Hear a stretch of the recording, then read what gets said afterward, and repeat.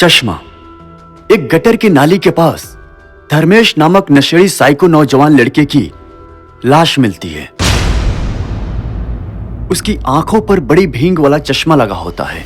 नाले पे पाई हुई नौजवान लड़के की लाश की जब पुलिस तहकीकात शुरू करती है तब उस लाश के बदन पर, उसके हाथ और सीने पर ब्लेड से बड़े बड़े वार किए हुए दिखाई देते हैं। बदन पर हुए कपड़े भी मैले होते हैं। हाथ की उंगलियों पर काले निशान भी दिखाई देते हैं। आंखों के नीचे का हिस्सा भी बड़ी मात्रा में काला दिखाई देता है। उसके होंठ भी काले पड़े दिखाई देते हैं। इन सभी चीजों को देखते हुए पुलिस यह अनुमान लगाती है कि मरा हुआ नौजवान बड़ी मात्रा में नशा किया हुआ था। उसी दरमियान पोस्टमार्टम रिपोर्ट आती है। पोस्टमार्टम रिपोर्ट के अनुसार उस लड़के की मौत गला घोटने से हुई है। यह बात सामने आते ही पुलिस को लगता है कि मरे हुए लड़के का खून उसी के किसी नशेड़ी दोस्तों ने किया होगा। पुलिस उस एरिया के सभी नशेड़ियों को पकड़ कर लाती है। पकड़े हुए सभी नशेड़ियों की पूछताछ के दरमियान पता चलता है कि मरे हुए लड़के को हर तरीके की नशे की आदत थी। इंजेक्शन से ड्रग्स का नशा करना, ब्रेड के साथ बाम लगाकर खाना, मुंह में ब्लेड रखकर चबाना, कुछ अलग ही तरह का इंसान था। इंसान के रूप में वो एक जानवर था।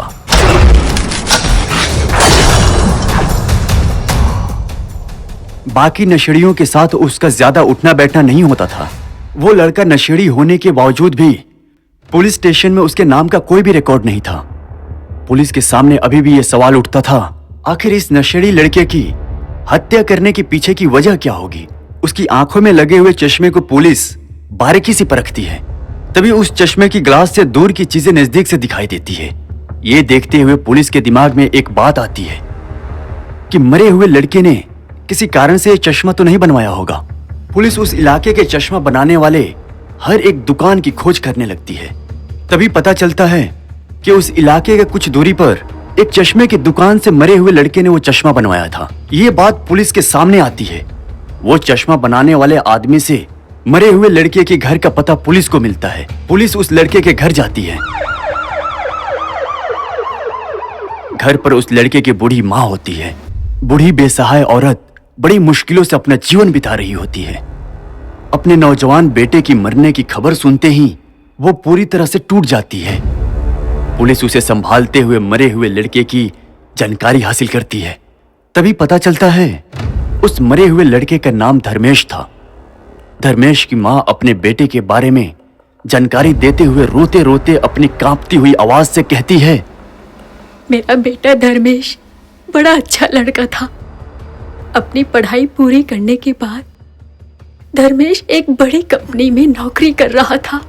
अच्छी नौकरी मिलने की वजह से वो बहुत खुश था। मेरी बहुत अच्छे से वो देखभाल कर रहा था। मुझे किसी भी चीज की कमी नहीं होने देता था। इसी दरमियान धर्मेश के साथ काम करने वाले समिधा नाम की लड़की से धर्मेश को प्यार हो गया। कुछ समय के बाद समिधा ने धर्मेश को छोड़कर किसी दूसरे इंसान से शादी कर ली। तभी से धर्मेश को नशे की लत लग गई। गुस्से में कहती है, उस लड़की के पति ने ही मेरे बेटे को मारा होगा। आप उसे पकड़ लीजिए। ये कहकर जोर जोर से रोने लगती है। पुलिस धर्मेश की बूढ़ी मां को शांत करते हुए समिधा के पति के बारे में जानकारी हासिल करती है। तभी पुलिस के सामने एक नई बात आती है। समिधा के पति ने धर्मेश को एक रात बहुत मारा था। पुलिस समिधा के घर पहुंचती है।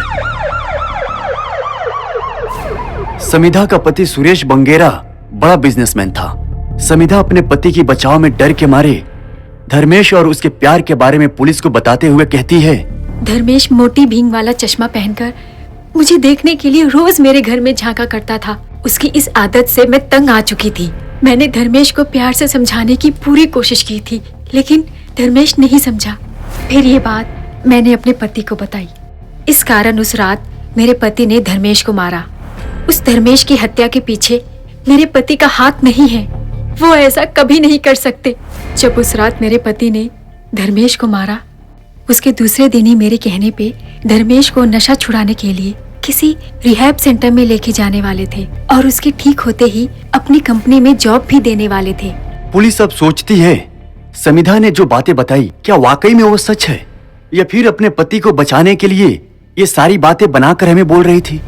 इसी दरमियान दुबे नामक एक व्यक्ति पुलिस स्टेशन में अपने ही बीवी का मिसिंग कंप्लेन दर्ज करने आता है।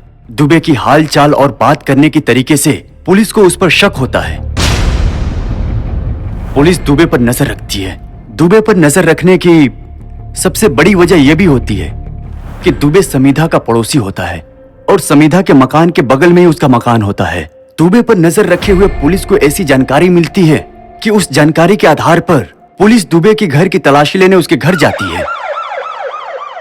दुबे ने एक दुकान से बड़ी मात्रा में रूम फ्रेशनर के स्प्रे खरीदे होते हैं। दुबे की घर की तलाशी लेने के बाद पुलिस को यह बात तभी पता चल जाती है कि घरेलू झगड़े के कारण दुबे ने अपनी पत्नी संजना का खून करके संजना की डेड बॉडी को एक बैग में डालकर एक बड़ी तालाब में फेंके हुए होते हैं और खुद की बीवी की एक झूठी मिसिंग कंप्लेन पुलिस को दर्ज कराता है। अभी पुलिस को यह बात ध्यान में आती है कि धर्मेश जो मोटी भींग वाला चश्मा पहनता था उस चश्मे की ग्लास से दूर की चीजें नजदीक दिखाई देती थी। वही चश्मा पहनकर अक्सर समिधा के घर झांककर उसे देख रहे धर्मेश ने समिधा के मकान के बाजू में ही हुए दुबे की मकान में दुबे को अपनी पत्नी संजना का खून करते हुए शायद धर्मेश ने देख लिया होगा। इसी कारण दुबे ने धर्मेश का गला घोटकर खून कर दिया और नाले के पास फेंक दिया ताकि सभी लोगों को लगे नशेड़ी धर्मेश नशे की हालत में नाले के पास जाकर गिर पड़ा और उसी कारण धर्मेश की मौत हो गई। दुबे पुलिस के सामने अपना गुनाह कबूल करता है। पुलिस दुबे को गिरफ्तार करती है और फिर बूढ़ी बेसहारा धर्मेश की मां को समिधा और उसका पति सुरेश बंगेरा अपने घर ले जाकर उसे अपने साथ रखने का निर्णय लेते हैं। तो दोस्तों, आज की अगर हमारी यह कहानी आपको अच्छी लगी तो लाइक शेयर और सब्सक्राइब जरूर करें। धन्यवाद।